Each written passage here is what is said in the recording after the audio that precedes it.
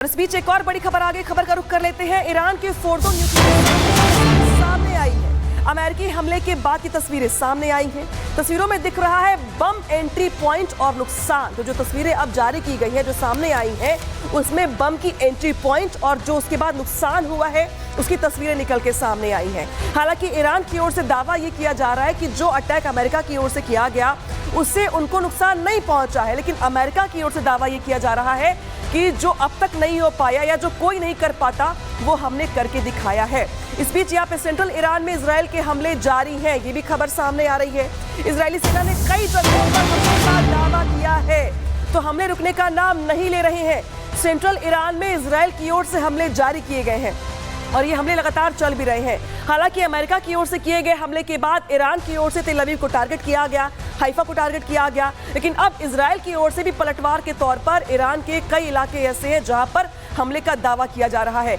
तो वार पलटवार दोनों ओर से ही चल रहा है और आज अमेरिका ने अपनी ओर से अटैक करके युद्ध को ऐसे मुहाने पर पहुंचा दिया है जहां पर कई देश ऐसे हैं जो आमने सामने खड़े हैं। कई देशों ने अमेरिका के इस अटैक की निंदा की है, तो कई देश ऐसे भी हैं जो ये कहते हैं कि सर्वाइवल की लड़ाई इजराइल के लिए है, लिहाजा ये उनके लिए जरूरी था। तो देखिए जरा सा, जिस तरीके से परमाणु प्लांट पर यह हमला किया गया और तो माना यह जा रहा है कि परमाणु प्लांट दफन हो गया और बड़ा सपना भी इसी के साथ ईरान का खत्म हो गया, क्योंकि ईरान काफी लंबे समय से इस पे काम कर रहा था। फोर्डो ईरान का सबसे महत्वपूर्ण न्यूक्लियर प्लांट है, जो जानकारी निकल के सामने आ रही है। तेहरान से 125 मील दूर कौम शहर में ये मौजूद है। पहाड़ के नीचे लगभग 300 फीट गहराई में ये मौजूद है और यही वजह थी कि ईरान की ओर से कहा जाता है कि भाई हमारे बहुत अंदर परमाणु प्लांट है, आप छू नहीं पाएंगे उसे। फोर्डो को ईरान का माउंट डूम भी कहा जाता है। फोर्डो इतना सुरक्षित है कि इसे नष्ट करना लगभग असंभव माना जाता है, इसीलिए ईरान कह रहा है कि भाई नुकसान कुछ पहुंचा ही नहीं। फोर्डो में अत्यधिक सर्वाधिक यूरेनियम का प्रोडक्शन होता है, ये इसकी यूएसपी है। न्यूक्लियर हथियार बनाने के लिए बेहद अहम प्लांट था ये, जिसे नुकसान पहुंचाया गया अमेरिका की ओर से।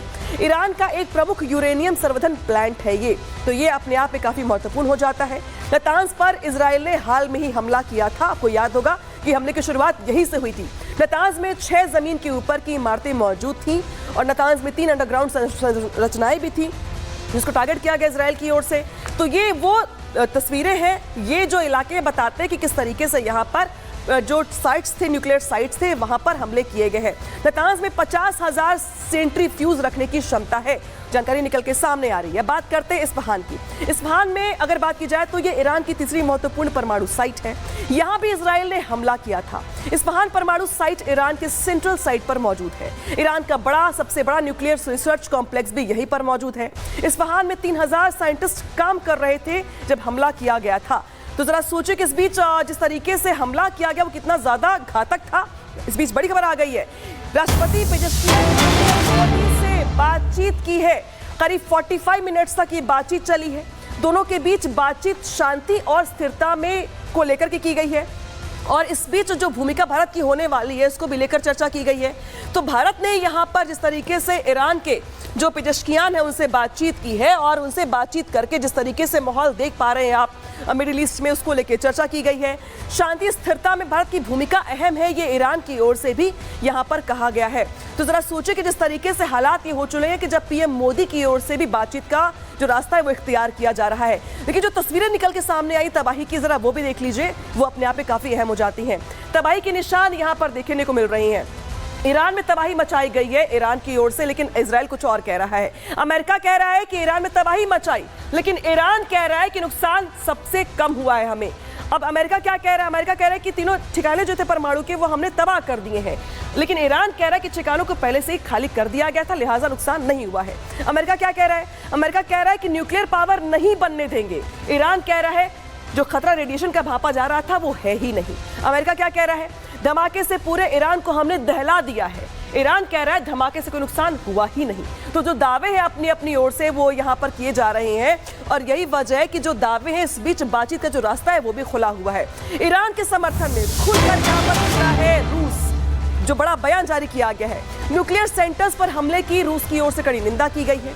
रूस के विदेश मंत्रालय ने बयान जारी किया है और उनकी ओर से अमेरिका की ओर से किए गए इस हमले की निंदा की गई है। तो देखिए रूस लगातार, हालांकि इसके पहले भी रूस का सपोर्ट था ईरान को, लेकिन जिस तरीके से अमेरिका ने आज हमला किया तो रूस भी अब खुल करके सामने आ गया है और रूस की ओर से ये निंदा की गई। इस बीच एक और बड़ी खबर आ गई है, जहां पे ट्रंप से बातचीत की पुतिन की कोई योजना नहीं है, ये कहा जा रहा है।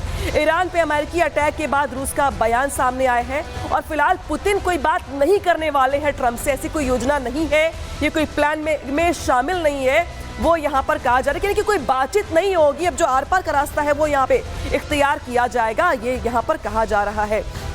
तो जिस तरीके से यहाँ पर बड़ा हमला हुआ, उस हमले के बाद जिस तरीके से अब कई देश ऐसे हैं जो आमने सामने खड़े दिखाई दे रहे हैं। हालांकि रूस ने तो ये साफ कर दिया है कि कई देश ऐसे हैं जो अपने अपने हथियार ईरान को देने को तैयार हो गए हैं। उधर ओमान हो, चाहे कतर हो, चाहे पाकिस्तान हो, जितनी मुस्लिम कंट्रीज है वो भी अमेरिका के किए गए हमले की निंदा कर रही हैं। तो वही इजराइल की अगर बात की जाए तो नेतन्याहू और ट्रंप यहाँ पे हमले से गदगद है। इस बीच रूस को लेकर जो रणनीति है वो भी यहाँ पे साफ करना होगा, देखना होगा कि रूस क्या इख्तियार करता है स्टेप अपना अगला। लेकिन इस बीच जो खतरे की घंटी है वो पूरी दुनिया के लिए बज गई है। कैसे, रिपोर्ट में दिखाते हैं।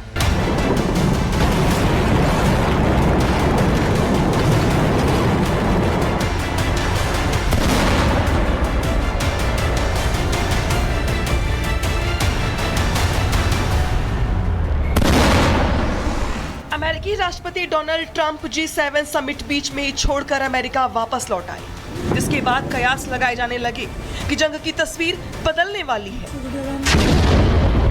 इसी बीच ट्रंप ने पाकिस्तानी फील्ड मार्शल मुल्ला मुनीर से मुलाकात की, नोबेल पीस प्राइज की चर्चा होने लगी। और इसी बीच ट्रंप ने शांति समझौते के लिए ईरान को 14 दिनों का वक्त भी दे दिया। दुनिया को लगा कि ट्रंप ने इजराइल को जंग में मरने के लिए छोड़ दिया। जब ईरान अमेरिका की तरफ से निश्चिंत होकर इजराइल पर मिसाइल अटैक कर रहा था, तभी अमेरिकी B-2 बॉम्बर ईरान में दाखिल हो गए। ईरान के प्रमुख परमाणु ठिकानों पर बारूद बरसाने लगे। जब तक ईरान संभल पाता, अमेरिकी राष्ट्रपति ट्रंप ने तबाही की जानकारी दुनिया के साथ साझा कर दी। ट्रंप ने दावा किया कि ईरान के परमाणु कार्यक्रम के महत्वपूर्ण ठिकानों को खत्म कर दिया गया है, लेकिन ईरान के अधिकारी, सांसद और सरकारी मीडिया इस दावे को झूठ और भ्रम फैलाने वाली बयानबाजी कहकर खारिज कर रही है, जिसका मतलब है कि ईरान शायद इस युद्ध में बने रहने के लिए नैरेटिव वाला गेम खेल रहा है और अपनी जनता को ये दिलासा देने की कोशिश कर रहा है कि उसके परमाणु कार्यक्रम का अमेरिका बाल भी बाका नहीं कर पाएगा। साथ ही ईरान ये दावा भी कर रहा है कि उसके परमाणु ठिकानों में किसी तरह का रेडिएशन नहीं फैला है। ऐसे में सवाल ये है कि क्या अमेरिका के हमले नाकाम रहे या ईरान कुछ छिपा रहा है। अभी ये मैसिव ऑर्डिनेंस पेनिट्रेटर एक बड़ा बॉम्ब है जिसमें तकरीबन 15,000 किलो बारूद होता है और ये जमीन से तकरीबन 200 फुट नीचे तक जाके मतलब मैसिव पेनिट्रेशन कर सकता है और इसको सक्सेशन में यानी कि एक के पीछे एक आप डाल सकते हो ताकि और डेप्थ में जाया जाए। ईरान के मंत्री, सैन्य अधिकारी और वहां की मीडिया अमेरिकी हमले को सतही अटैक करार दे रही है। दावा किया जा रहा है कि अमेरिका के बारूदी पेलोड का फोर्डो न्यूक्लियर फैसिलिटी पर कोई असर नहीं हुआ है। फोर्डो न्यूक्लियर प्लांट पहाड़ी के नीचे बने होने की वजह से सुरक्षित है। ऐसे में सवाल यह है कि क्या अमेरिकी bunker buster bomb target hit कर पाए।